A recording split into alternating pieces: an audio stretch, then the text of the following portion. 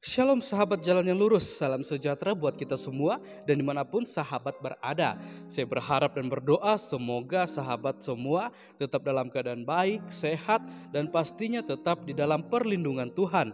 Saya juga mengucapkan banyak terima kasih buat dukungan semua sahabat yang selalu setia untuk meluangkan waktu menonton video-video di channel ini dan juga terus mendukung perkembangan channel ini dengan mengklik tombol subscribe, like, komen, dan juga share kepada teman-teman yang lain supaya teman-teman yang lain juga boleh mendapatkan informasi seputar iman kekristenan. Kiranya Tuhan Yesus memberkati kita semua.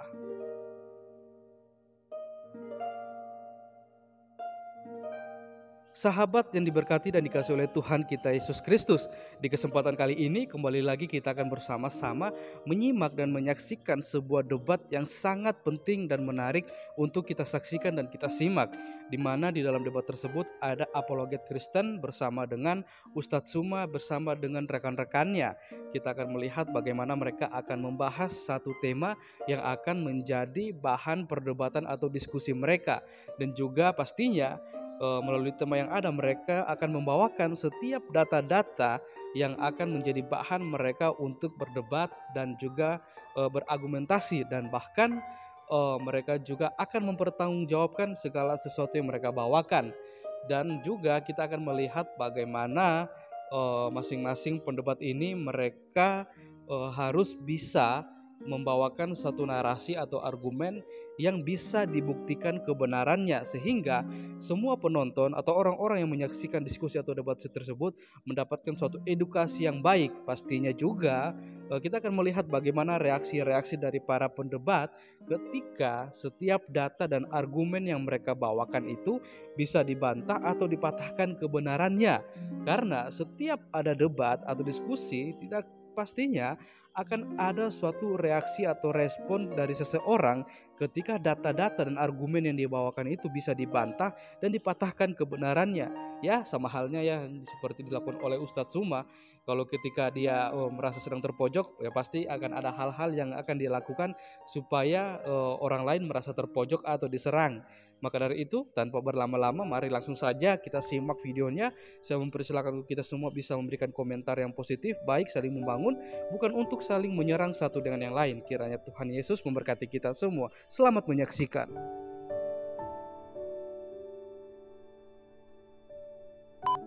Adam itu diciptakan, disuruh dulu malaikat untuk ambil tanah ke bumi, bahkan tanah itu dari berbagai jenis. Saya jadi bertanya, dari mana Muhammad tahu itu? Silakan nanti kamu akan berpikir sendiri. Karena penciptaan Adam di dalam Quran dengan penciptaan Adam di dalam Alkitab yang ditulis oleh Musa 2000 tahun sebelum Muhammad itu berbeda. Baru tadi ada katakan Tuhan jadi manusia. Tidak ada di dalam Alkitab Tuhan jadi manusia. Tetapi yang ada adalah firman Allah menjadi manusia. Manusia yang adalah firman menjadi manusia itu diangkat oleh Allah, dibuat oleh Allah menjadi Tuhan. Kisah Rasul 2:36. Karena Tuhan itu adalah gelar kepenguasaan. Yang membuat cuma seorang gurunda tidak cerdas-cerdas, karena bagimu Tuhan bernama Allah. Bagi orang Kristen, Tuhan itu gelar jabatan kepenguasaan kepada Yesus, dan kepenguasaan itu diberikan oleh Bapa. Jadi yang betul itu bukan Yesus jadi Tuhan, atau bukan Tuhan jadi manusia, bukan. Tetapi yang betul adalah firman Allah menjadi manusia. Tadi juga kau katakan bahwa Yesus sebagai Tuhan penguasa tidak berlaku untuk orang Yahudi. Artinya di sini kamu itu tidak mengerti fakta bahwa Paulus, bahwa Petrus, Yohanes, Yakobus, murid-murid Yesus itu semua orang Yahudi. Bahkan Paulus juga ketika memberitakan Injil ke Asia, ke Eropa, ke daerah-daerah lainnya, dia selalu memberitakan Injil di sinagog. Masalahnya begini, kamu menilai realita kekristenan pada zaman Yesus berdasarkan zaman Yahudi TikTok sekarang. Dan kamu juga lupa bahwa Yahudi yang ada di Ukraina, di Amerika, yang ada di Rusia dan lain sebagainya, itu banyak Kristen. Yahudi di Israel itu bentar dulu, saya mau banyak orang. Yahudi yang ada di Israel itu baru terbentuk 1948 menjadi negara. Sebelum itu Yahudi nggak ada lagi di sana, sudah disikat oleh orang Islam, bro. Jadi baru tadi katakan Paulus hidup, yang lain Paulus mengatakan Yesus hidup, yang lain mengatakan mati. Alkitab orang Kristen yang ditulis di abad pertama dengan tegas dan juga berkaitan dengan fakta sejarah mengatakan Yesus mati, Yesus bangkit, Yesus mulia naik ke surga. Tetapi kitab-kitab Gnostik yang datang di abad ketiga keempat itu menyangkali kematian Yesus. Dan kitab yang ada di abad ketiga keempat itulah yang sepakat dengan Quran. Karena memang Quran diturunkan oleh Allah berkaitan dengan Waraka bin Naufal, seorang yang bekerja menulis kitab Taurat dan kitab Injil dengan ajaran-ajaran yang keliru. Kamu harus tahu siapa Waraka bin Naufal. Itu pamannya Siti Khadijah, istri pertama baginda Muhammad. Waktu itu Muhammad usia 25 tahun, dia menikah, 40 tahun lagi baru dia menjadi nabi. Pertanyaannya, bagaimana Muhammad pernikahannya? Pertanyaannya lagi, mengapa di dalam Quran selalu dikatakan kepada Muhammad, apa yang kamu ingat, ingatlah. Apa yang kusampaikan, ingatlah. Tidak dikatakan, ini firman. Kemarin itu disampaikan oleh Bro Edis. Oke ya, saya belum bertanya, saya masih menjawab. Jadi wajar yang menjawab itu waktunya lebih panjang. Silakan. Silakan Bang Suma.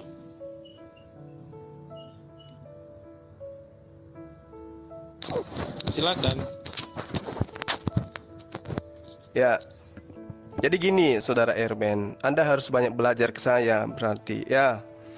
Jadi gini, Saudara Erben, berbicara mengenai Tuhanmu yang manusia itu, silakan dengan kesombonganmu, silakan. Silakan dengan konsep gerejamu, silakan dengan konsep kekristenmu, silakan. Anda mau tuhankan Yesus, itu hakmu. Tapi kita sedang berbicara mengenai kebenaran yang hakiki, kebenaran absolut. Tuhannya orang Yahudi bukan Yesus. Dan mereka mengerti bahasa Ibrani, mereka paham tentang kitab mereka. Sementara kalian, Saudara Erben, kamu bisa apa? Bahasa Ibrani aja ndak bisa. Bagaimana Anda bisa mengetahui konsep-konsep yang ada di dalam tatanan keyakinan orang Yahudi? Sementara agama Anda hanya menyajikan terjemahan dan terjemahan, dan itu Anda telan setiap saat. Tanpa Anda bisa mengetahui duduk perkara yang sebenarnya apakah seperti itu. Kamu nggak usah ke Islam. Islam itu adalah agama yang independen. Tidak ngambil kitabnya Yahudi, nempel di Al-Quran, kemudian dikatakan itu adalah perjanjian lama dan perjanjian barunya adalah Al-Quran. Tidak usah ke sana. Ilmu tidak ada untuk ke sana, ilmu Anda. Membaca kitab saya aja nggak bisa. Cukup kamu ademkan, cukup kamu aturkan, kamu dudukkan, kamu selaraskan antara ajaran orang Yahudi dan ajaranmu. Karena Al-Quran mengatakan ada perselisihan antara Yahudi dan orang Kristen. Mereka berselisih paham. Fakta di lapangan Anda berselisih paham dengan orang Yahudi. Tentang apapun itu. Tentang Yesus, tentang kitab, tentang Tuhan. Semua kalian itu berselisih paham. Apa nggak malu? Ya? Apa nggak malu? Dengan agama yang kalian katakan dia sudah menggantikan dengan agama Yesus, Kristen. Tapi ternyata faktanya mereka masih ada sampai hari ini. Mereka tidak mengenal Yesus, tidak tahu itu apa itu Tuhan dalam rupa manusia. Mereka tidak kenal. Lalu dari mana ajaran Kristen ini muncul? Anda ingin mengatakan dari murid-murid yang pertama, siapa nama muridnya dan mana keturunannya? Apa nama agama keturunannya? Agama Anda kan muncul di Eropa sana, di Antioquia. Orang pertama disebut Kristen di Antioquia. Merambah terus sampai ke Eropa, sampai ke Indonesia melalui Belanda dan Portugis. Lalu Anda ingin menjajakan apa sekarang? Saya tidak mengenal Yesus. Oh sorry, di Al-Quran saya mengenal Isa alaihissalam. Di dalam kitab Anda Yesus adalah Nabi, utusan Tuhan kepada Bani Israel, bukan kepada Kristen. Karena itulah saya katakan, coba Anda mendamaikan dulu deh. Damaikan dulu ajaran Yahudi dengan ajaran Anda. Oke. Silakan. Tunggu, Bang Erben. Tunggu dulu. Bang Erben, saya mau tanya dulu sama Bang Suma. Apa yang menyatakan persamaan itu menurut Bang Suma? Nabi Isa dengan Yesus itu sama. Sebentar bro, biar saya jawab aja. Sebentar, jangan ditanya. Kita menjawab aja, kita luruskan. Dia live-kan ini, jadi gak usah kita pok, sudah tahu kita bedanya. Karena begini, pandangan ini harus kita luruskan dulu. Saya sudah tahu. Jadi gini, biar Erben, kasih saya waktu, kasihan teman Anda bertanya. Jadi gini, saudara Christian Prince. Ya. Oke, silakan Bang Erben, biar Bang Erben jawab. Ya udah, oke. Silakan Bang Erben. Ada beberapa poin yang saya catat di sini dan saya harus jelaskan semua. Kamu mengatakan Tuhanmu yang manusia. Maaf Bro Juma, bagi saya Tuhan Yesus lebih berkuasa daripada Allah SWT. Karena tapi tidak manusia ada kan? Kok larinya ke SWT? Dipotong dulu, Bang Juma, jangan dipotong dulu. Tuhan Anda bukan Bang manusia, Juma, jangan Anda banding-bandingkan dengan Tuhan saya gitu. Bang Juma, jangan jangan dipotong Saya akan jelaskan. Bagi saya, Tuhan Yesus lebih berkuasa daripada yang kamu sembah.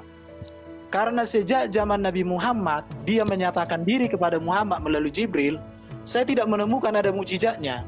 Kalaupun ada mujizat yang dilakukan di dalam Quran seperti yang dikatakan Musa, itu terjadi, sudah ada di dalam kitab-kitab terdahulu. Jadi artinya begini, kalau Yesus menyembuhkan, menghidupkan orang mati, berjalan di atas air, bahkan menuduhkan badai, menyembuhkan berbagai penyakit, menurut saya itu lebih layak jadi Tuhan. Tetapi saya mau tegaskan, Tuhan itu bahasa Yunani Kurios, bahasa Inggris Lord. Saya sudah pernah ajari kamu akan hal itu. Jadi Tuhan Yesus itu artinya penguasa. Memang Tuhan orang Kristen adalah manusia Yesus yang mulia di sorga. Tetapi Allahnya orang Kristen adalah Adonai Elohim, yaitu Bapa di sorga. Jadi Allah itu beda dengan Tuhan. Itu harus kamu catat, supaya kamu ada kemajuan dalam diskusi. Baru kamu katakan tadi orang Yahudi itu berbahasa Ibrani. Kamu tidak mengerti sejarah, karena selama ini kamu hanya bicara tapi tidak ada data. Septuaginta abad ketiga keempat itu sudah dituliskan dalam teks Yunani. Sedangkan teks Yahudi, bahasa Ibrani yang ada, itu disalin dari Septuaginta kemudian. Karena teks-teks Yahudi yang ada itu lebih tua daripada Septuaginta. Jadi kamu di sini artinya tidak mengerti sejarah, hanya adu suara, itu yang saya sangat sayangkan. Septuaginta itu sudah teks Yunani abad ketiga, itu PL, itu semua. Baru kamu katakan Islam agama independen, tidak seperti orang Kristen dikaitkan dengan Yahudi. Kenapa? Memang Islam harus jadi agama yang independen. Kenapa? Karena kalau kitab Quran dipadukan atau dibaca secara bersamaan dengan kitab Taurat, dibaca secara bersamaan dengan kitab Injil, hancur itu Quran. Kenapa saya katakan demikian? Karena semua kisah para nabi yang ada di Quran bertolak belakang dan bertentangan dengan kisah para nabi yang ada di dalam Alkitab orang Yahudi, di dalam kitab Yahudi dan kitab Kristen. Baru kamu katakan lagi kan, selisih paham dengan Yahudi. Itu orang Kristen kau bilang selisih paham. Tapi kamu lupa orang Islam, ajaran Islam dengan Yahudi itu bertempur. Bukan hanya selisih paham. Bahkan orang Muslim sampai hari ini nggak ada yang berani menjilid kitab Quran satu dengan kitab Yahudi. Kalau orang Kristen dijilid satu. Sebentar, jangan dulu. Oke, siapa ini? Dengar dulu, aku mau menjelaskan semua. Oke. Dengarkan ya. Moderator Bang. Ya, jangan begitu juga lah moderator. Kau Kristen atau apa? Silakan Bang. Ya, lanjut Bang Erben. Oke, kau bilang tadi ajaran Kristen muncul di Eropa. Cuma kamu gagal sejarah. Paulus ketika bertobat di dalam Galatia, dia memberitakan Injil pertama kali ke tanah Arab. Itu kamu lupa. Bahkan sebelum Muhammad lahir, di tanah Arab itu sudah banyak Kristen. Bahkan Waraka bin Naufal, salah satu bidat Kristen, Nasoro, suka menulis kitab Taurat dan Injil. Jadi bagaimana kamu mengatakan Kristen dari Eropa?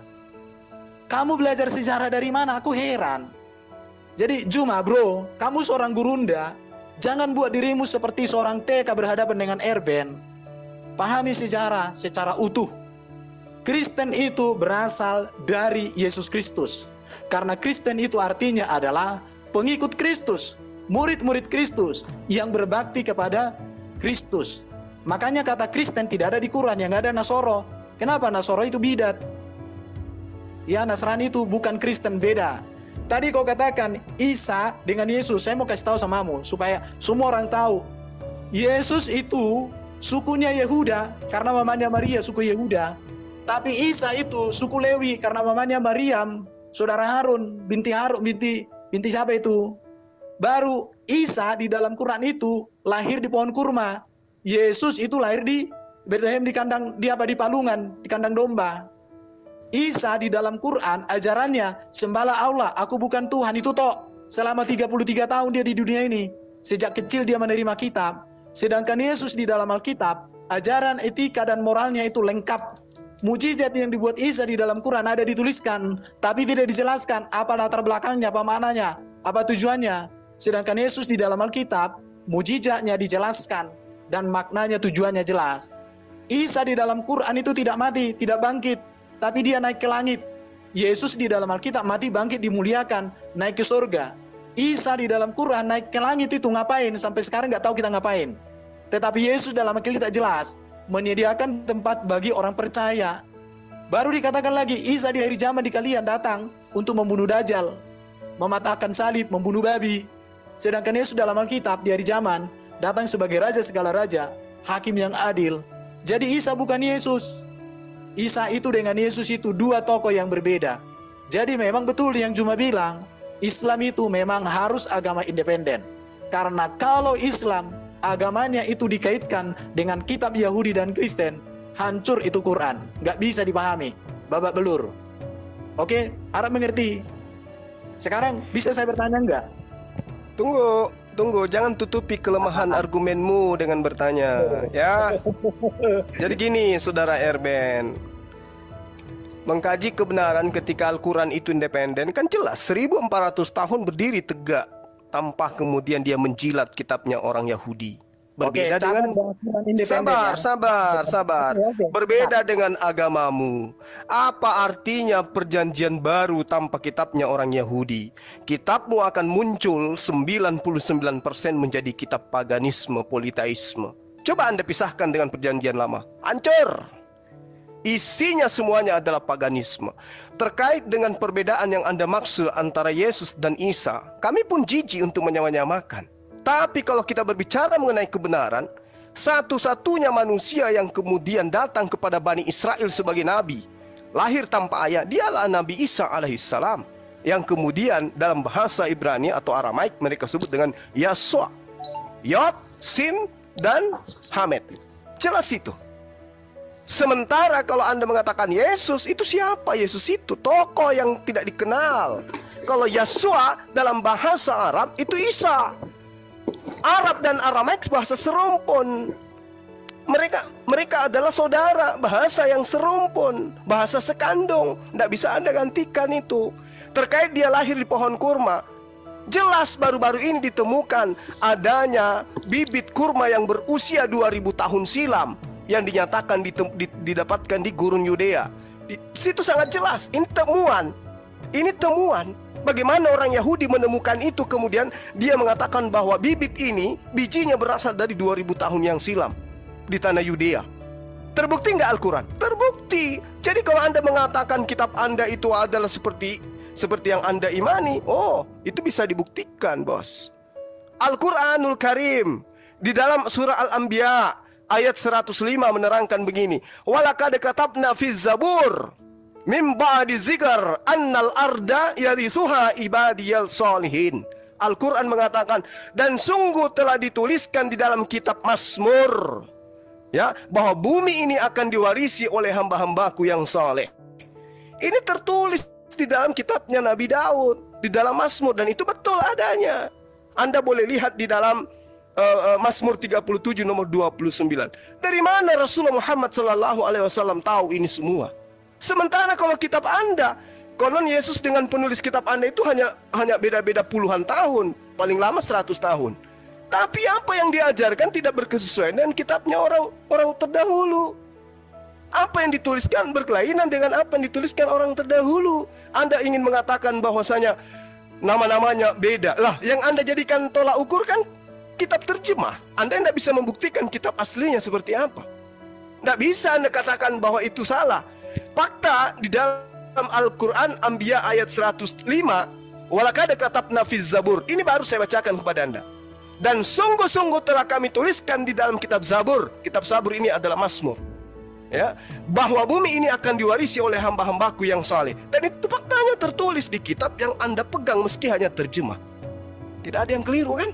Nah, coba kalau Anda dikatakan di kitab Anda, Lukas 24 nomor 44, ada tertulis di Torah, ada tertulis di Mazmur, ya, bahwa Mesias akan mati dan bangkit pada hari ketiga di antara orang mati. Di mana tertulis itu? Tapi kalau Al-Quran yang mengatakan ada tertulis di dalam Zabur, saya bisa tunjukkan. Memangnya Rasulullah Muhammad SAW pernah belajar Zabur? Kalau Anda mengatakan ada waraka, coba tunjukkan literasinya. Di mana Rasulullah Muhammad SAW belajar Zabur kepada waraka? Nggak ada.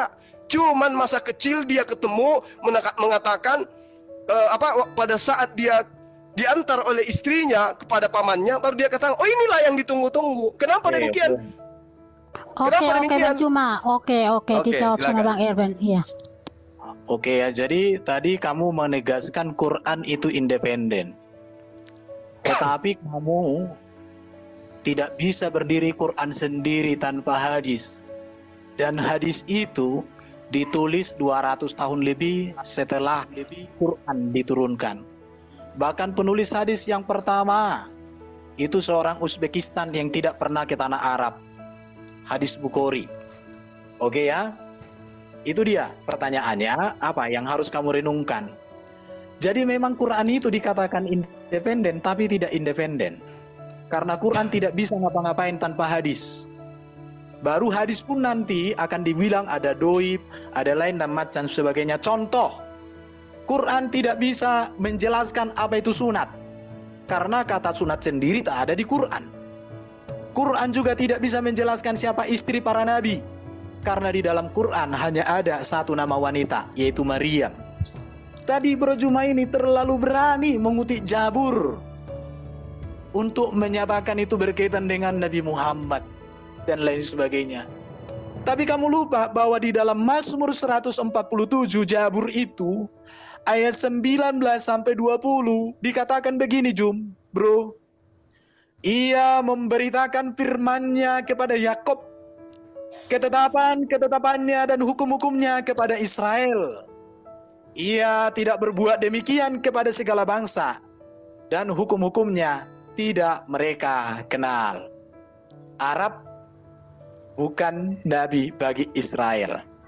Tadi kamu katakan bahwa orang Kristen dengan kitab PL, kalau tidak ada kitab PL, maka Kristen hancur. Saya mau tegaskan samamu, Bro. Memang kekristenan itu akarnya dari Yahudi, itulah Yesus. Bahkan Yesus semasa hidupnya ketika mengajar di sinagog, dia membaca kitab-kitab Yahudi. Paulus juga ketika memberitakan Injil, dia juga masih membaca kitab-kitab Yahudi itu. Jadi sejak zaman Yesus sampai zaman para rasul, memang kitab perjanjian lama itu adalah kitab orang Kristen. Karena kitab perjanjian lama itu berbicara nubuatan, janji Mesias yang digenapi oleh Yesus Kristus.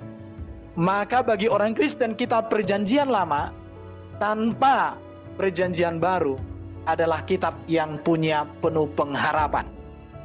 Tetapi setelah ada Yesus datang, maka kitab perjanjian lama, kitab yang pengharapan keselamatannya sudah dinyatakan di dalam Yesus.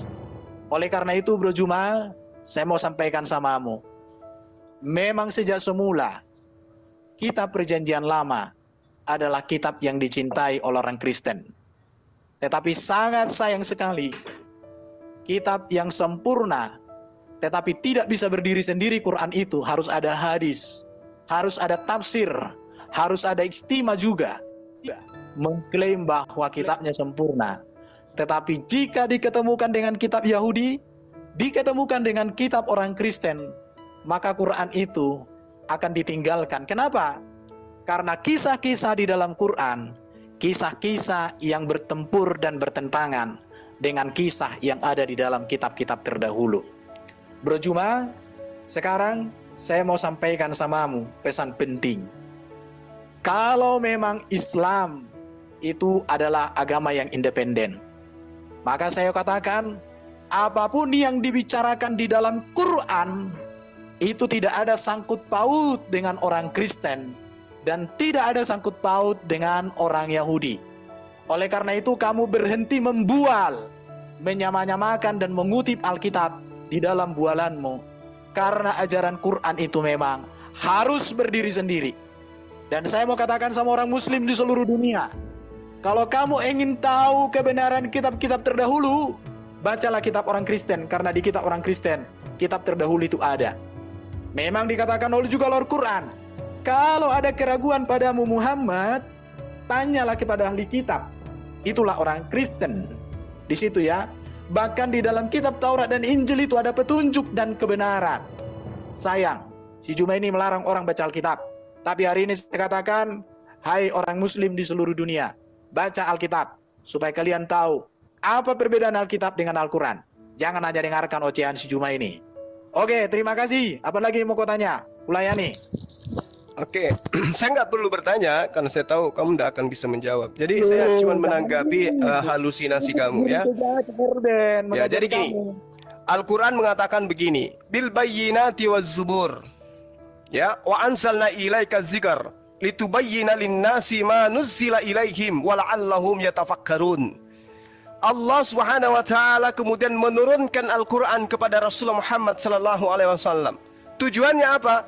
Kata Allah, agar engkau menerangkan kepada manusia apa yang telah diturunkan kepada mereka dan apa yang mereka pikirkan. Nah, keterangan-keterangan ini yang bersumber dari ayat suci Al-Qur'an itulah yang disebut hadis. Jadi kandungan Al-Quran itu sudah full, udah lengkap kandungan Al-Quran itu. Tapi kemudian semua manusia setelah Islam hanya satu nabi, yaitu Rasulullah Muhammad SAW. Sebagai nabi, dia yang menjabarkan Al-Quran, dia yang menguraikan isi Al-Quran. Jadi Al-Quran itu harus diuraikan oleh sang nabi. Al-Quran yang berisi lengkap ini diuraikan, dan uraiannya itulah yang disebut hadits. Yang bukan uraian dari dirinya itu disebut dhaif, yang hanya menuduh-nuduh bahwa itu uraian adalah maudhu. Sama seperti Yesus, ketika dia datang, aku tidak berkata-kata dari diriku sendiri. Yang aku katakan adalah apa yang diperintahkan. Nah, yang diperintahkan Yesus untuk Yesus sampaikan, itulah firman Tuhan. Yang tidak diperintahkan adalah firman hantu. Sedangkan kitab kalian itu adalah bukan firman yang diterima oleh Yesus. Firman yang diterima oleh Yesus, Yesus katakan di dalam catatan pewarta Yohanes yang adalah Markus itu sendiri. Yohanes 17 nomor 8. Segala firman yang engkau berikan kepadaku telah aku sampaikan. Berarti sebelum Yesus terangkat ke langit, dia sudah menyampaikan semua firman-Nya. Jadi tidak ada lagi firman yang diterima pada saat dia di bilik, pada saat dia di padang pasir, pada saat dia jalan ke Damsik, ada firman datang kepada dia. Ada itu cerita. Pada saat dia di Pulau Patmos, ada surat-surat kemudian dikatakan itu adalah pengungkapan. Tidak ada cerita. Firman telah diterima oleh Yesus dan Yesus telah sampaikan sebelum dia terangkat. Namun, murid-murid yang menerima firman itu dibunuh semua oleh pendiri Kristen. Camkan itu baik-baik. Pahami itu, telan itu baik-baik. Makanya kitabmu itu hanya menunggu tetesan-tetesan dari kitabnya Yahudi. Apa ya yang cocok dengan nubuatan Theos ya? Oh, ini ada Theos kita bangkit. Ah, ini yang cocok. Telah lahir. Oh, Raja Damai. Perkasa. Oh, ini cocok untuk Tuhan kita. Dijuallah kepada orang Roma dan Yunani. Itu yang perlu Anda pahami. Telan itu baik-baik. Makanya kalau saya katakan Al-Quran itu adalah kitab independen, memang betul. Al-Quran tidak perlu kitabmu. Kitabmu perlu kitabnya agama lain, yaitu kitabnya orang Yahudi. Apa jadinya perjanjian baru tanpa kitabnya orang Yahudi? Mencret. Tapi Al-Quran, sabar bos, baru juga 1 menit. Ya, wah, tidak adil ini ajaran kasih. Kalau Erben 5 menit, saya baru masuk 2 menit dan sudah panas telinganya ya. Bukan, ini kita bicara banyak Alkitab. Kalau bahasa Quran, saya bertanya Quran, kau bebas menjawab. Mau? Lah, masalahnya harus adil dong timernya, waktunya. Kamu kan cuma jualan, dongeng-mendongeng. Anda mendongeng, kalau saya menjelaskan fakta. Silakan Bang Erben ditanggapin. Tidak adil ajaran kasih kok gini. Teman-teman muslim yang ada di seluruh dunia, saya mau sampaikan sama kalian. Iman Kristen itu sejalan dengan sejarah. Iman Kristen itu sesuai dengan kitab Taurat. Iman Kristen itu sesuai dengan kitab Injil. Tetapi kalau Quran itu bertentangan dengan sejarah. Quran itu bertentangan dengan kitab Taurat dan kitab PL.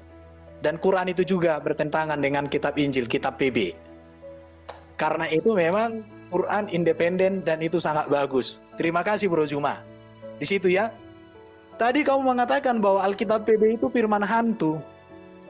Tetapi saya mau mengatakan sama kau Juma, ajaran etika dan moral yang dituliskan di dalam kitab PB itu, yang kau katakan itu firman hantu, itu sempurna.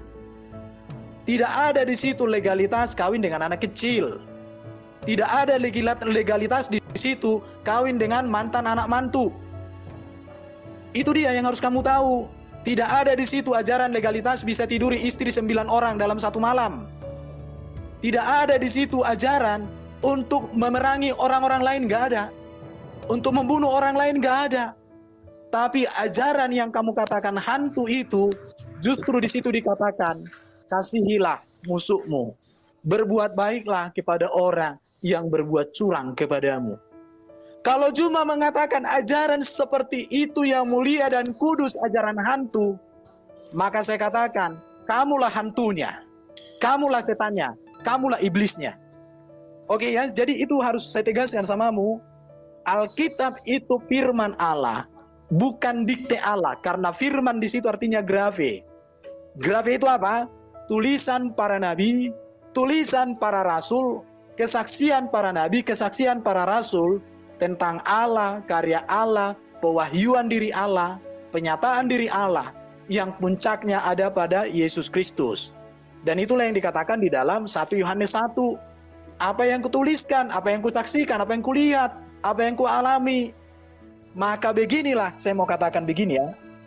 Kalau tulisan manusia yang disebut cuma sebagai firman hantu, secara etika dan moral, secara historis, itu mumpuni dibanding dengan firman Allah yang sempurna, bertentangan dengan sejarah, bertentangan dengan historis, bahkan secara moralitas diragukan, maka saya kembalikan kesimpulannya kepada semua pendengar. Nilai sendiri, mau ikut firman hantu di dalam konsep Juma, tetapi sempurna secara etika dan moral, daripada diklaim firman Allah, tetapi bertentangan dengan etika dan moral. Kembali kepada kalian. Terima kasih. Oke, ya. Yang pertama, iman Kristen sejalan dengan Taurat. Kalau iman Kristen sejalan dengan Taurat, maka sekarang ini tidak ada Yahudi, tidak ada praktisi Yudaism, yang ada cuman Kristen. Faktanya sampai hari ini Yahudi ya tetap Yahudi. Kenapa? Karena Taurat tidak sejalan dengan buku yang diimani oleh orang Kristen. Itu aja kok sederhana. Mau pamer sesuatu yang tidak sesuai dengan fakta, itu namanya hoax. Lalu kemudian saudara mengatakan ya bahwa di dalam Al-Quran itu dikatakan sempurna. Tapi yang saya katakan adalah kitab hantu. Dengarkan pernyataan saya. Yesus di dalam kitab Anda, catatan Markus, di dalam buku Yohanes 17:8, mengaku semua telah dia sampaikan. Sementara kitab Anda adalah kitab yang dituliskan setelah Yesus terangkat ke langit. Berarti bukan firman yang Yesus terima, dan bukan firman yang Yesus berikan kepada muridnya. Berarti penulis-penulis kitab Anda yang baru menulis, itu bukan murid Yesus. Karena muridnya telah menerima dan mencatatnya. Dia sudah terima pada saat itu. Kalaupun dia menulis, berarti dia sudah tulis sebelum Yesus itu terangkat. Tapi faktanya kan tidak. Hayo, berarti kitab Anda itu bukan dari Yesus. Pahami dulu di situ. Kalau bukan dari Yesus, berarti maudhu. Kalau hadits, dia kedudukannya maudhu. Karena kenapa? Tidak tersambung kepada narasumber. Hanya dituliskan. Yesus begini, Yesus begono, tapi tidak sampai kepada Yesus. Itu maudhu, doif, bukan lagi doif, maudhu. Lalu kemudian ketika Anda mengatakan Al-Quran itu begini, tidak menikahi anak kecil, tidak begini dan begono. Kawan, Apa yang kamu tahu tentang Al-Quran? Apa yang kau tentang Islam? Membaca kitabnya aja tidak bisa kamu. Jadi yang kau uraikan itu adalah kebencian yang diasaskan dari ketidaktahuan kamu. Ingat, kitabmu, meskipun Anda katakan beretika dan moral, satu-satunya kitab di atas muka bumi ini yang mengatakan Tuhannya mati terkutuk di atas tiang salib. Hanya agamamu. Camkan itu. Satu-satunya agama yang mengatakan Tuhannya mati terkutuk hanya di agamamu. Camkan itu. Satu-satunya agama yang mengatakan bahwasanya tidak ada yang haram bagiku, semuanya halal, hanya kitabmu. Satu-satunya agama yang mengajarkan membunuh Tuhannya untuk menebus dosa umatnya hanya agamamu. Moral apa yang ingin kamu jual dengan agamamu itu? Moral apa? Firman Tuhan datang kepada para nabi. Siapa yang meninggalkannya pasti terkutuk. Tapi apa yang dikatakan oleh agamamu, kitabmu? Siapa yang menjalankan hukum Tuhan, dialah yang terkutuk. Makanya harus ada yang mati terkutuk untuk menebus kalian dari aturan Tuhan. Oke, silakan jawab Bang Irben. Oke ya, jadi saya mau sampaikan sama kamu ini, bro. Kitab orang Kristen itu bukan dikte dari Yesus ya. Sejak gereja ada, tidak ada kitab perjanjian baru yang didikte oleh Yesus atau dituliskan oleh Yesus sendiri. Artinya, secara sejarah, Quran, Jibril, Muhammad, dan Allah SWT salah memahami sejarah kekristenan. Justru kami bertanya, kitab yang mana sih yang diturunkan kepada Isa itu? Kenapa tidak ada sekarang? Apakah Allah yang menurunkan kitab kepada Isa gagal menjaga kitab itu? Karena sejak gereja ada, 500-600 tahun sebelum Muhammad lahir, tidak ada ajaran mengatakan bahwa kitab itu ditulis oleh Yesus, diterima oleh Yesus, atau diberikan oleh Yesus. Bagaimana Allah, Jibril, dan Muhammad, dan Quran, serta semua orang Muslim memahami secara gagal? Ini menjadi perenungan. Tadi kamu bertanya, sejauh mana kamu tahu Quran? Kamu tidak bisa baca Quran. Saya jadi heran juga sama Bro Juma. Nabi terbesar di dalam keyakinanmu, Nabi Muhammad, itu nggak bisa baca juga katanya oleh mayoritas Islam. Artinya dalam konteks itu saya selepel dengan beliau, nggak bisa baca. Masalahnya saya masih bisa baca kalau huruf Latin. Kalau Yunani saya masih bisa baca. Ibrani sedikit-sedikit karena udah lama nggak kugunakan. Artinya saya lebih pintar dalam hal membaca dibanding daripada Nabi itu dalam konteks baca ya. Dan juga Bro Juma, kau katakan Tuhan kalian mati terkutuk. Memang Yesus Tuhan kami itu disalibkan, tetapi Allah kami tidak pernah disalibkan. Jadi saya mau katakan sama orang Muslim, Tuhan dengan Allah beda. Karena Tuhan itu Lord, Kurios bahasa Yunaninya. Sedangkan Allah itu Theos. Jadi yang disalibkan itu ya Kurios, bukan Theos. Kalau orang Kristen mengatakan disalibkan itu Theos, saat ini Kristennya itu ketempeleng itu, apapun gelarnya itu. Karena tidak ada di dalam Alkitab Theos itu disalibkan. Yang disalibkan adalah manusia Yesus Kristus yang diberikan Allah kuasa di bumi di surga kepadanya.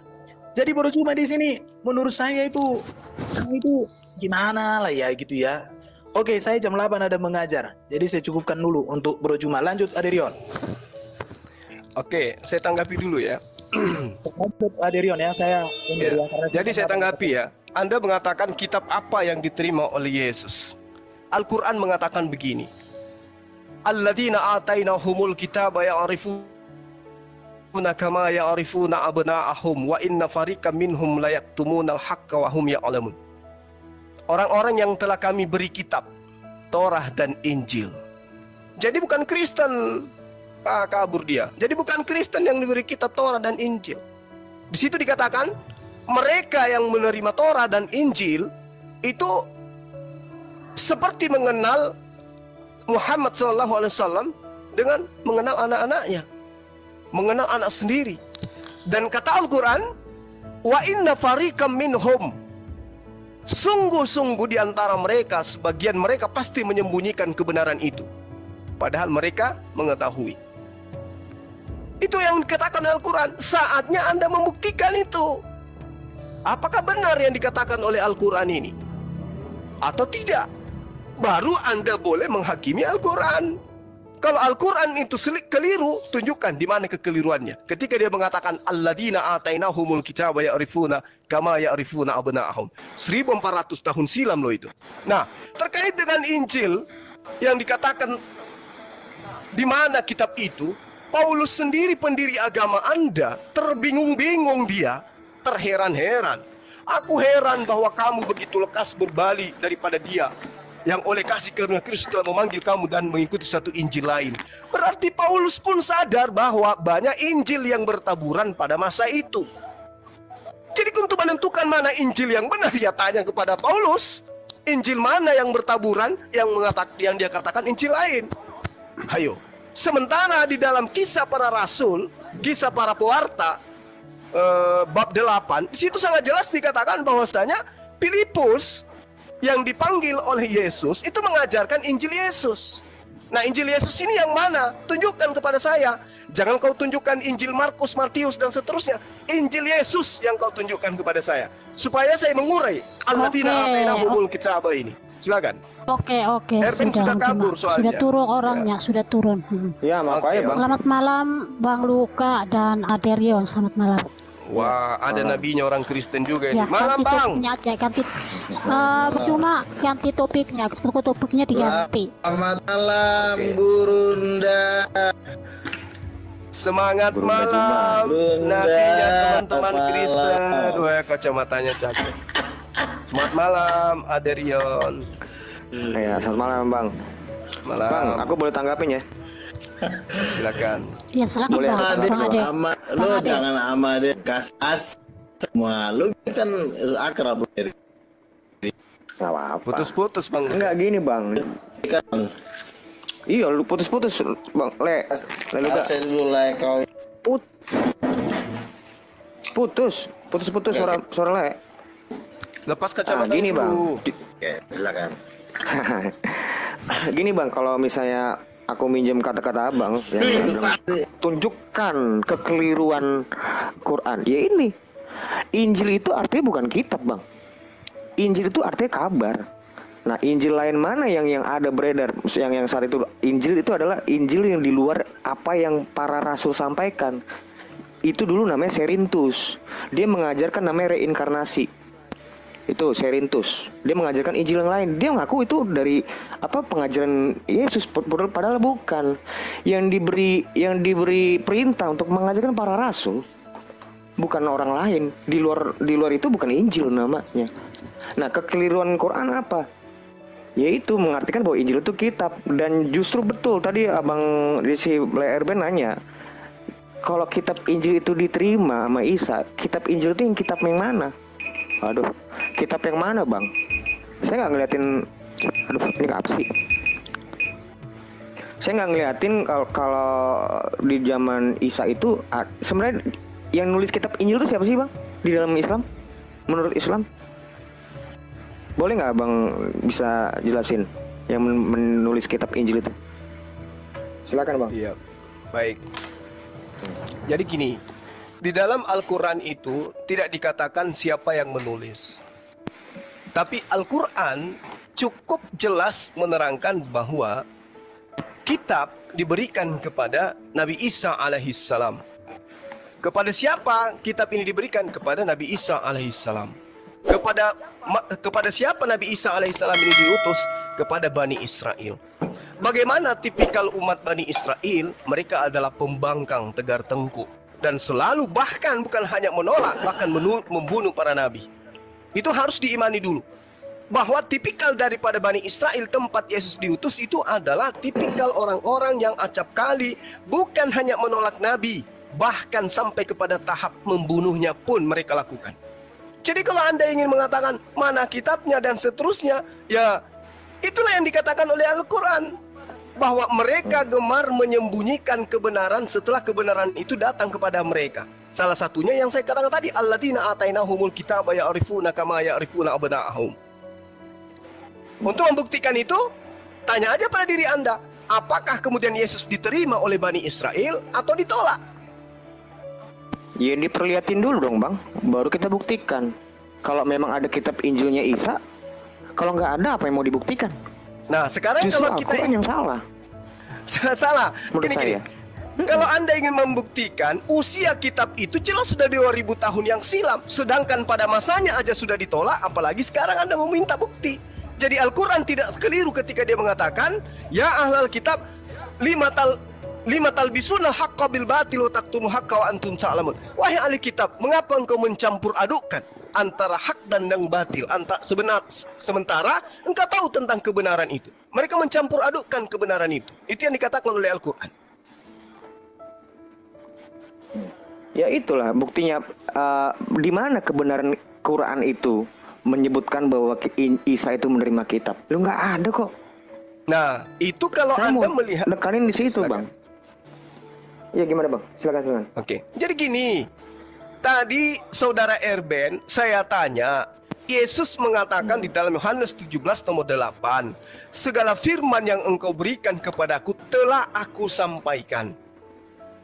Berarti Yesus itu memiliki firman-firman yang diterima dari Tuhannya. Kemudian sebelum dia terangkat ke langit, firman itu telah disampaikan kepada murid-muridnya. Hanya saja di tengah-tengah murid-muridnya, kata Yesus, itu ada penyesat, ada antikristus yang menganiaya murid-murid Yesus, bahkan sampai kepada tahap pembunuhan pada murid-murid Yesus. Dan itu terjadi. Dan Paulus mengakui. Sehingga saya katakan, jangankan kitabnya, Yesusnya aja dibantai. Jangankan kitabnya, murid-muridnya saja dibantai. Bagaimana mungkin kemudian? Jangan ke situ dulu, Bang. Nah, itu fakta. Jangan ke situ dulu dong, Bang. Enggak. Itu fakta. Tahu, cuman kita jangan bahas itu dulu, Bang. Saya mau fokus di tentang kitab Injil yang diterima Isa ini dulu. Sementara kalau di Yohanes 17 ayat 8, saya bisa jelasin itu. Itu berbahasa aslinya juga kan, katanya kan bukan logos disebutnya, tapi remata. Betul, kemanusiaan Yesus itulah yang menerima perkataan dari Bapa. Betul. Cuma kan bukan ditulis, bukan disuruh ditulis, nggak dibilang situ ditulis. Ku sampaikan berarti murid-muridnya saat itu menulis, kan nggak dibilang gitu, Bang. Disampaikan, telah ku sampaikan, bukan ditulis. Adapun kitab-kitab sekarang ini justru menuliskan sang firman hidup ini, 1 Yohanes 1 ayat 1. Bukan didikte, Bang. Memang nggak ada tuh fakta, baik secara teologis dan historis, bahwa ada namanya kitab Yesus. Nggak ada. Baik secara teologis maupun historis. Nah, abang ini yang menurut saya, ini bukan menyerang ya, Bang. Ini nggak terbukti. Nggak ada kitab yang diterima Isa itu kok. Sekarang kitab yang diterima Isa kemana, Bang? Oke, baik. Jadi gini. Dibawa ke sorga. Jadi gini. Ketika kemudian Rasulullah Muhammad SAW itu menerima Al-Quran, itu juga sudah dikatakan kitab. Zalikal kitab, sudah dikatakan sebagai kitab, berarti sudah dikatakan sebagai buku. Meskipun pada saat itu belum dibukukan, tapi bakal dibukukan. Begitu juga ketika Allah menyampaikan ini tentang Nabi Isa, kitabnya belum dibukukan, tapi sudah dikatakan sebagai kitab yang dibukukan.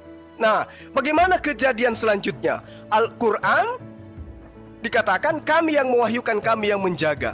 Akhirnya kitab yang dikatakan tadi sebagai penggambaran betul-betul menjadi kitab. Kitab yang dijaga. Sementara ketika Yesus dikatakan Isa menerima kitab, kitabnya itu kemudian diselewengkan, dicampur adukkan. Apa pembuktiannya? Al-Quran menerangkan itu.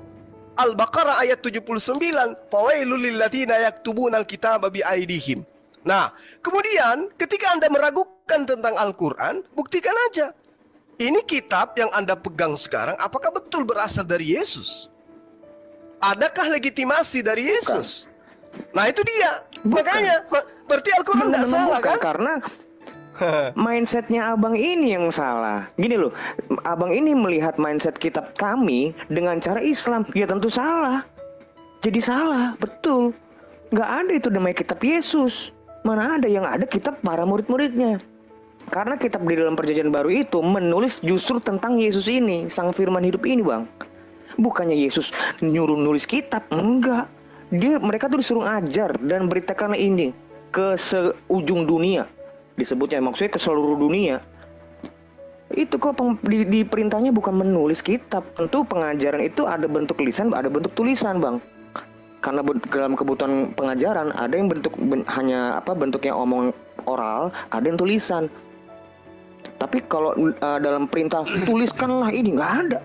Memang nggak ada. Seperti itu, Bang. Oke, jadi gini. Yesus itu adalah Islam akui sebagai Nabi Tuhan, utusan Tuhan. Itu yang kami sebut dengan Nabi Isa alaihissalam. Al-Quran mengatakan dia selalu berbicara perkataan-perkataan yang benar. Dan setelah kita telusuri, kitab Anda pun mengatakan demikian. Yesus bukan pembohong.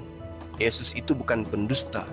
Dia selalu berkata sesuai dengan apa yang diperintahkan oleh Tuhan untuk ia sampaikan kepada Bani Israel. Berarti Yesus itu sangat berhati-hati. Nah, kalau kemudian Yesus itu sangat berhati-hati, berarti dia adalah menyampaikan apa yang menjadi haknya untuk ia katakan. Apa yang menjadi perintah Tuhannya untuk ia sampaikan. Berarti Yesus itu memiliki apa yang saya katakan tadi, Yohanes 17:8. Ada untaian firman yang diberikan oleh Tuhannya untuk ia sampaikan kepada Bani Israel. Dan itulah yang kami sebut dengan sebutan kitab Injil. Masalahnya sekarang adalah pernyataan-pernyataan Yesus yang Yesus sampaikan kepada Bani Israel itu tidak ada lagi. Berarti sesuai dengan Al-Quran, mereka mencampur adukkan. Apa pembuktian yang mencampur adukkan? Kitab Anda dinyatakan dituliskan berdasarkan hasil penyelidikan. Di dalamnya ada firman Tuhan, di dalamnya ada hasil penyelidikan, di dalamnya ada kata-kata pengantar dari penulisnya. Keliru enggak Al-Quran di situ? Tidak, itu sudah benar. Al-Quran mengatakan itu. Mereka mencampur adukkan. Seperti itu.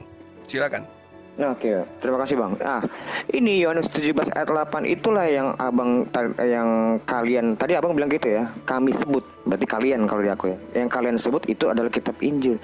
Sementara Yohanes sendiri tidak menyebut itu kitab yang dimaksud. Tapi memang berita. Injil itu kan berita, kabar. Jadi itulah yang disampaikan, bukan kitab. Nah, kitab itu adalah terminologi yang kalian gunakan. Itu bukan yang dimaksud sama Yohanes ini, Bang. Saya harus menjelaskan ini karena penulisnya tidak pernah menyebut seperti apa yang abang omongin. Karena kalau ngomongin kitab itu ya adalah kumpulan kesaksian dari para rasul tentang apa yang mereka lihat, apa yang mereka dengar, apa yang mereka raba, apa yang mereka dan lain-lainnya. Itulah yang kami tulis tentang firman hidup itulah kepada kamu. Di 1 Yohanes 1 ayat 1. Itu namanya kitab Perjanjian Baru. Kitab Injil itu maksud saya. Kitab Injil itu kesaksian para rasul, bukan Yesus bersaksi sama kitab Injil, enggak. Justru kitab Injil yang bersaksi tentang Yesus, sang firman hidup ini. Itu mindset kami, Bang. Tapi kalau mindset kami kamu liatin dengan kacamata Abang, ya gak nyambung. Inilah kita jadi miskomunikasi itu di sini, Bang. Ya, silakan, Bang, tanggapin, Bang. Jadi begini, Dek. Saya sangat menghargai itu. Tapi kita juga harus jujur mengakui Yesus itu menerima firman. Kan itu faktanya. Artinya kalau Yesus menerima firman, dia utusan Tuhan yang di dalam kitabnya saudara mengatakan tidak berkata-kata dari dirinya sendiri. Ada hal yang kemudian dia ucapkan yang memang bersumber dari Tuhan yang mengutus dia. Berarti untuk memurnikan itu harus ada pengelompokan antara firman-firman yang Yesus terima dari Tuhannya yang menjadi jalan kebenaran dan hidup untuk sampai kepada Bapa. Nah, firman itu mana? Yang diterima Yesus itu mana? Yesus ini penerima firman. Itu jangan diingkari dulu. Kalau penulis-penulis kitab Anda menuliskan apa yang terjadi terhadap Yesus, itulah yang saya katakan sesuai dengan surah Al-Baqarah ayat 79. Nah, Anda kehilangan arah ketika Yesus menerima firman. Ternyata saudara saya ini tidak bisa kemudian menunjukkan mana segala firman yang Yesus terima itu. Segala firman itu adalah segala rangkaian ultimatum Tuhan. Apakah itu perintah, apakah itu larangan, apakah itu kemudian peringatan dan seterusnya. yang berguna bagi Bani Israel. Makanya Yesus mengatakan bahwasanya jika engkau mengasihi aku, maka engkau akan menuruti perkataanku. Yohanes 14. Jika engkau percaya kepada aku, maka engkau akan melakukan pekerjaan-pekerjaan yang aku lakukan. Kan itu jelas tuh. Berarti Yesus ini sebagai penerima firman. Nah sekarang firman yang diterima itu mana? Kalau Anda mengatakan itulah yang tertulis di dalam Lukas, Matius, dan seterusnya. Nah, dengarkan. Di dalam kitab saudara, Yesus mengatakan, telah aku sampaikan. Berarti ada oknum-oknum yang telah menerima perintah firman dari Yesus yang diterima dari Tuhannya, yang mereka terima. Ada di antara mereka yang menerima firman itu sebelum Yesus itu terangkat ke langit. Berarti yang ada di tangan Anda sekarang itu bukan firman yang Yesus terima itu, karena itu adalah firman yang dituliskan setelah Yesus terangkat dan dituliskan berdasarkan hasil penyelidikan. Coba Anda telah lagi lebih jauh. Apakah Al-Quran ini keliru dengan mengatakan itu? Silakan. Pasti keliru. Satu, itu bukan perkataan Quran ya. Yang Abang kutip adalah perkataan kitab saya. Tuh, kekeliruan Quran itu adalah memahami Injil itu adalah kitab. Sementara aslinya itu pun itu bukan berbahasa Arab. Injil itu memang bahasa Arab, Bang. Betul. Saya akuin itu Injil memang bahasa Arab. Cuman itu bukan main language-nya, itu bukan bahasa utamanya. Bahasa utama itu diserap dari bahasa Yunani. Arti kabar baik. F itu artinya baik, Angelion itu artinya kabar. Makanya itu kalau di Mesir itu disebutnya Injil. Kalau di Ethiopia itu disebutnya Wangil. Kalau di Turki itu Injil. Kalau di Arab itu disebutnya Injil. Itu Kristen Arab jauh sebelum Quran itu ada eksis. Nah, itulah yang kalian serap di kitab kalian. Kalian sebutlah Injil itu adalah kitab yang diterima Isa. Itu bohong. Karena apa? Satu, baik secara teologis itu nggak terbukti, dan secara historis nggak ada namanya kitab Yesus tuh nggak ada, Bang. Kitab Yesus tuh nggak pernah nama ada tuh. Yesus tuh nggak pernah namanya nulis kitab. Nah, kembali ke Yohanes 17 ayat 8, itu kan disampaikan, bukan ditulis.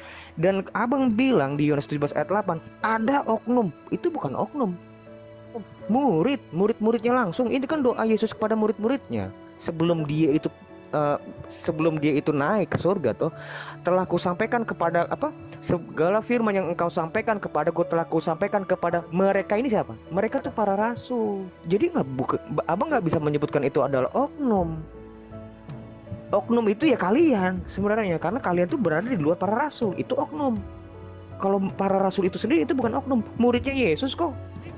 Jadi nggak pas gitu loh apa namanya istilah oknum itu, Bang. Ya gitu, Bang. Iya, jadi begini.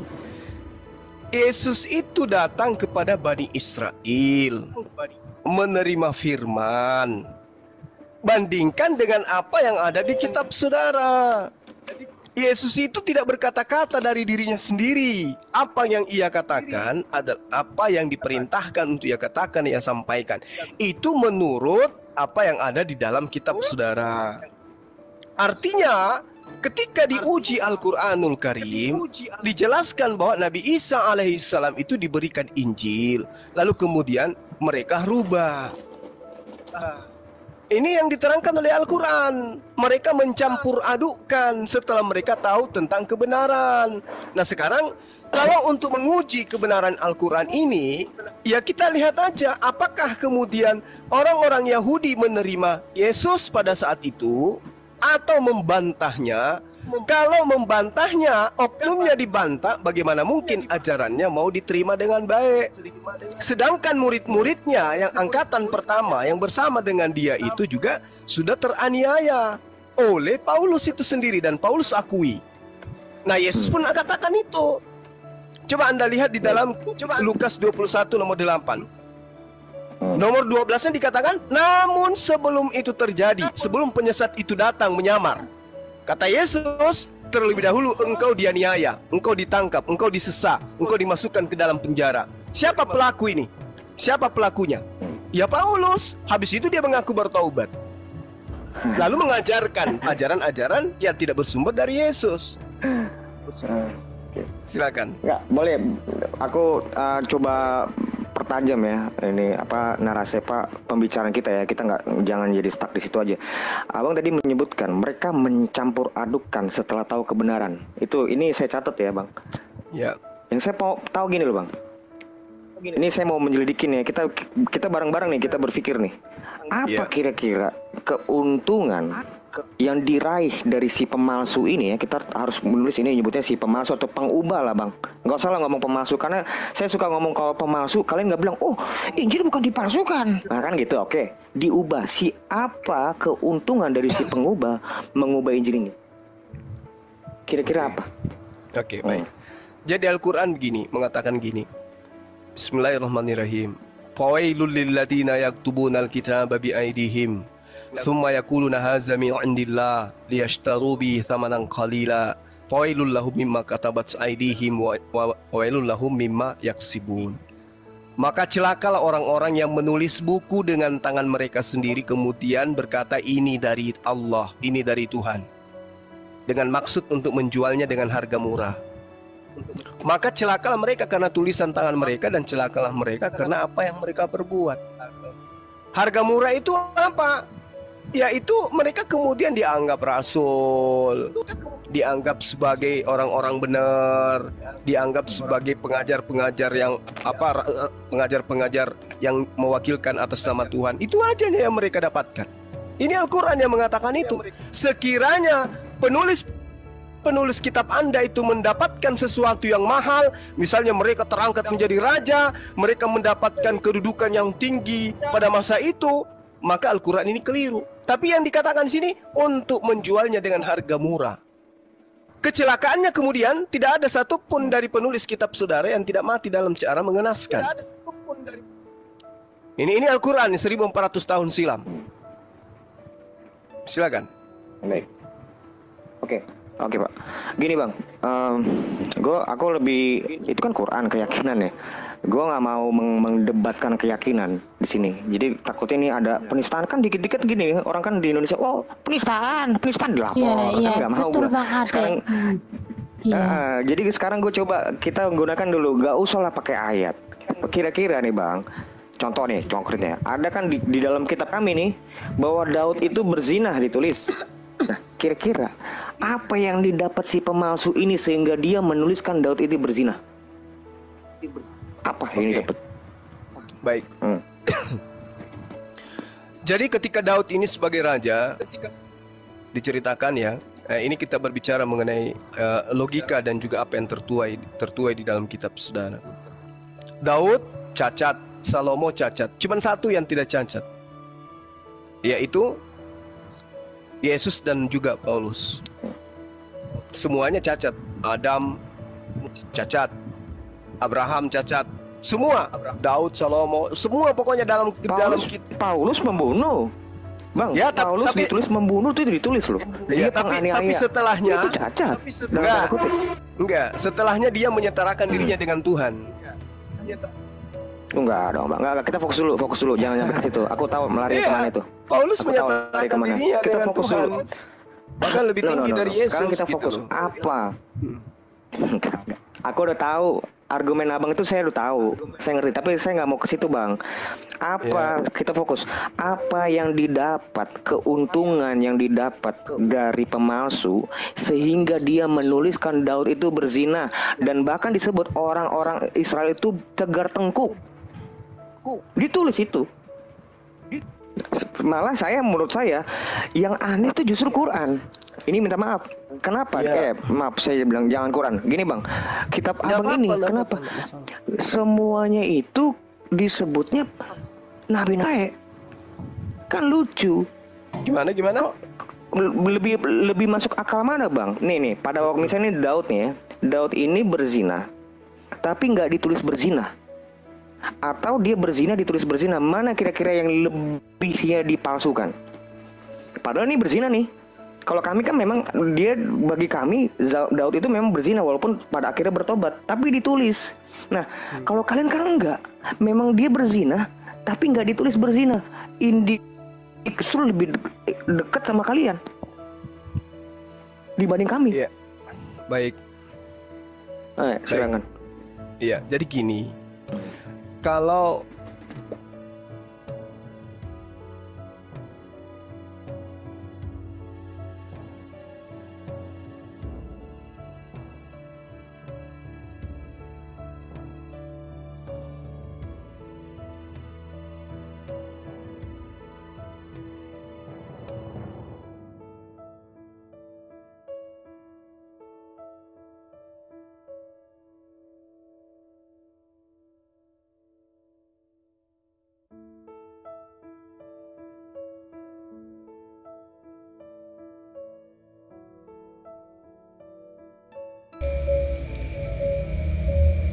ya oke, Ikhwan Fillah semuanya rahmatullah, dari netizen jamaah Zoom Lensanit Muslim. Untuk sementara ini ada gangguan ya, sebentar ya, kita tunggu sejenak, semoga bisa cepat teratasi. Bagi yang baru hadir, terima kasih, saya jawab langsung ya, salam dari sini. Waalaikumsalam warahmatullahi wabarakatuh. Para mujahid fi sabilillah rahimakumullah yang baru hadir, terima kasih sudah menyimak live dialog ini. Semoga bisa menambah istiqomah iman Islam kita. Amin Allahumma amin. Dari Mbak Asih aku, terima kasih kehadirannya ya. Dari Mbak Akhi siapa? Ja'faron ya kalau nggak salah. Dari siapa tadi? Akhi Ransom, terus Akhi Indra Sanubari. Jadi kalau ada komentar dari non muslim terutama Kristen itu jangan langsung dihapus ya. Kalau misal belum terlalu menghujat itu kita nanti tanggapi dengan keilmuan kita di dalam live chat ini ya. Bagi nanti yang memang dia untuk menghujat ya, kalau dia punya keilmuan kita naikkan aja ke Zoom untuk live langsung diskusi dengan Guru Desuma. Ini ada yang berhadir juga, ada Ponari ya. Assalamualaikum warahmatullahi wabarakatuh. Pontianak hadir. Waalaikumsalam warahmatullahi wabarakatuh. Terus siapa tadi ya? Banyak pokoknya, terima kasih semuanya ya. Kita tunggu sejenak. Jadi ini memang dari kafir ya, dari pihak kafir ya, kita bilang kafir karena memang dalam Al-Quran kita, dalam kitab suci kita itu ada istilah kafir atau orang yang kufur ya. Jadi kalau kita menyebut kafir ya, mau salah mau enggak ya, itu memang dalam Al-Quran sudah dinas ya. Qul ya ayyuhal kafirun la a'budu ma ta'budun wala antum a'abiduna ma'abud wala ana a'abidu ma'abadtum wala antum a'abiduna ma'abudu lakum dinukum waliyadin ya. Sudah sangat jelas bahwa memang mereka itu selain Islam siapapun itu adalah kafir. Ya mungkin kita istilah dalam Indonesia dalam bertoleransi itu non muslim gitu aja nggak apa-apa. Ya mungkin kalau misal ada komen yang memang mengganggu kita, kita lawan dengan keilmuan kita. Tetap nanti dari saya pribadi itu tetap nanti akan membalas. Cuma kadang memang karena terlalu banyak banget yang komentar, itu kadang saya menjawab salam, terus menanggapinya itu kadang nggak ini, istilahnya nggak bisa langsung gitu ya. Ini ada yang baru hadir juga, Hajah Rukmini DRA ya, Masya Allah. Waalaikumsalam warahmatullahi wabarakatuh, Hajah Rukmini. Untuk yang lain kita sambil menunggu sejenak. Mungkin ada gangguan teknis ya.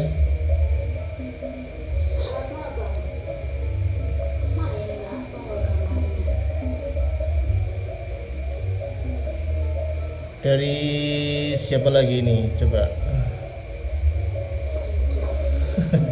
Ini ada nama yang mungkin agak ini ya, agak seronok. Hanya aksesoris ya. Waalaikumsalam warahmatullahi wabarakatuh. Semoga istiqomah iman Islam kita. Terus ada lagi siapa? Ini ada Oten juga, Harditya ya. sama juga Quran itu tulisan tangan bang. Sebentar ini jaringannya agak susah. Oke, udah mulai masuk ya.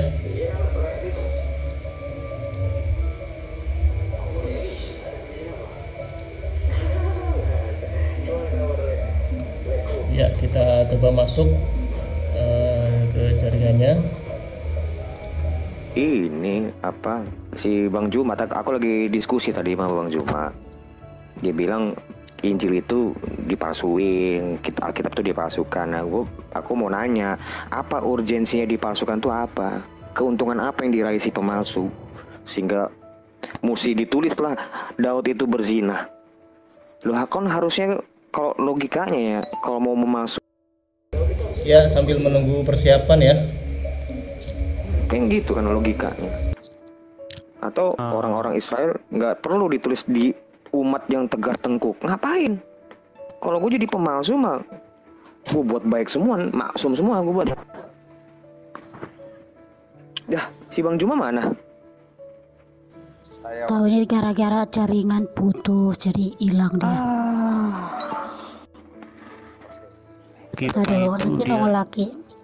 Kipli. Gue kocak banget kalau mendengar lo ngomong, Le. Iya, jadi si Kipli ini udah ada peningkatannya itu adalah dia berani. Oke ya, kita sambil tunggu suaranya masuk. Dia udah berani maju ke kandang begini, udah ada kemajuan. Makanya saya tuh pengen bener ngarungin dia itu kalau di luar kandang itu. Karena kalau di tempat dia itu kan suaranya dia besar sekali, suara kita ketutup. Jadi aku ingat banget dulu si Le. Gimana Le? Sempat saya lihat cuman waktu Ya saya masuk ampun, ini di bawah sendiri. typingnya itu typingnya tuh framing katanya saya kick. Ya ampun, ini pada terus semua tadi. Enggak apa-apa, enggak usah dipikirin. Karena Dek bikin moderator dong. Semalam bukannya udah? Belum. Banyak akun banget. Semalam udah, coba dites ke bawah. Bro, di bawah kita jangan nggak usah perlu juga ngomong Bang Juma itu kabur, enggak. Dia nggak kabur kok. Tadi gue liat dia di sini. Ya. Cuman mungkin terlalu lama dia pergi lah. Udahlah, gue tinggal gitu loh.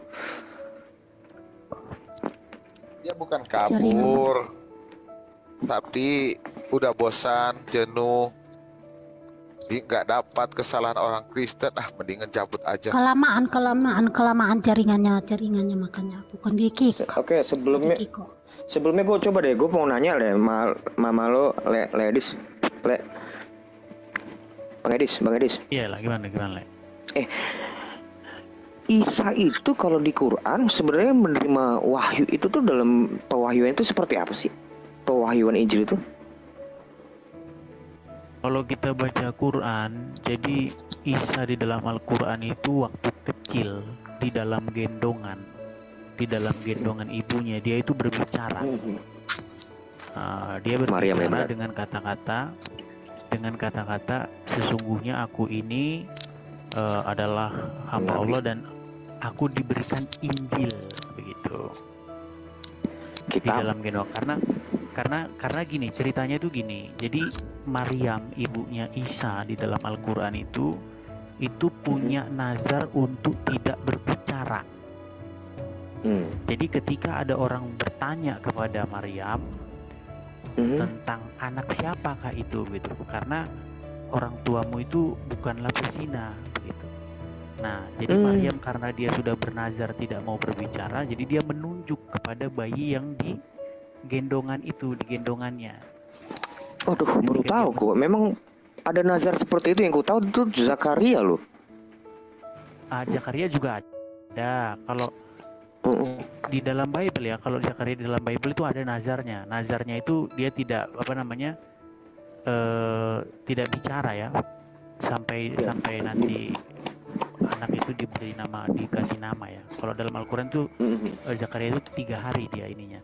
Tapi kalau kembali kepada diberi Injil ya, jadi Isa dalam Al-Quran itu ketika Ya, ini sebelumnya masih gangguan ya. Ini sudah pada hadir tapi masih gangguan. Kita salam-salam dulu untuk para netizen setia Lensa News Muslim ya. Ini siapa yang baru hadir lagi nih? Dari Ahi Huza ini atau Huza LN ini ya. Semoga semua ditunjukkan ke jalan yang lurus yang diridhoi Allah Subhanahu wa taala. Amin Allahumma amin. Ada lagi Ki underscore siapa nih? ZZ ya. Waalaikumsalam warahmatullahi wabarakatuh. Ya, untuk semuanya yang baru hadir terima kasih. Yang ucap salam mungkin saya nggak bisa jawab salam satu persatu ya. Waalaikumsalam warahmatullahi wabarakatuh untuk semuanya pemirsa setia Lensa News Muslim ya. Ya ini belum hadir juga Gurunda karena mungkin gangguan jaringan ya. Karena memang kalau hari Sabtu malam Minggu sampai malam Senin itu biasanya Gurunda Zuma ke daerah pegunungan ya, ke wisata beliau namanya itu Rumah Hobbit Pulangi. Kalau memang penasaran untuk lihat di Google bisa ya, di Makassar.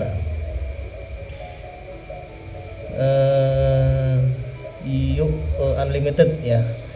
Ini Bang Zuma ada gangguan tadi jaringan, jadi terpental atau gimana tadi, mental semua ya. Cuma ini udah masuk, tapi Bang Zuma atau Gurunda Zuma itu belum masuk juga. Kita tunggu sejenak. Kalau misal nanti memang nggak masuk ya kita akhiri dulu. Nanti kita nantikan live selanjutnya. Mungkin selama ini banyak yang belum tahu saya ya. Jadi ini suara saya dari admin channel Lensa News Muslim, afiliasi dengan CCC dan MMCI dan terutama dengan Gurunda Zuma.